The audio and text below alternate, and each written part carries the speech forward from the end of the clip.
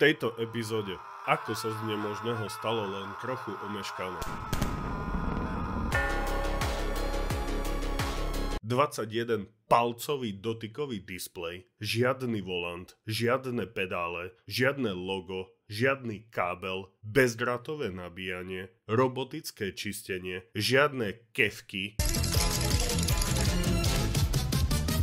AI 5, prestrelenie silný palubný počítač, lebo keď väčšina spí, auta budú poskytovať inferenciu typu Grok od XAI a keď ich časom bude 100 miliónov krát 1 kW inferencie, Tesla bude mať najväčšiu decentralizovanú výpočtovú silu na planéte.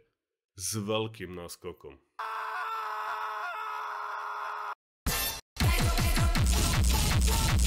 Demonstrovala produkty, vďaka ktorým je stredobodom 4. priemyselnej revolúcie. Plány na tieto veci zverejnila už v 2016. Tuto by si možno mohol spomenúť na názov kanálu a porozmýšľať, že veľké veci sa nedajú spraviť zo dňa na deň. Robotaxi a boti na evente boli naživo a podali skvelý výkon. Žiadne auto pod sebou neťahalo chodca 30 metrov, žiadny bot nespadol na pisky. Tesla to s autonómiou myslí smrteľne vážne. Všetky figurky trpezlivo budujú svoje pozície, aby jeden deň mohla stlačiť gombík.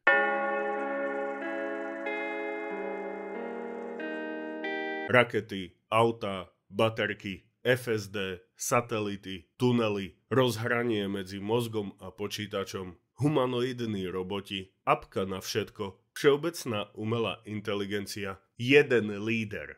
Čo na to trh? Ešte chvíľu počkaj.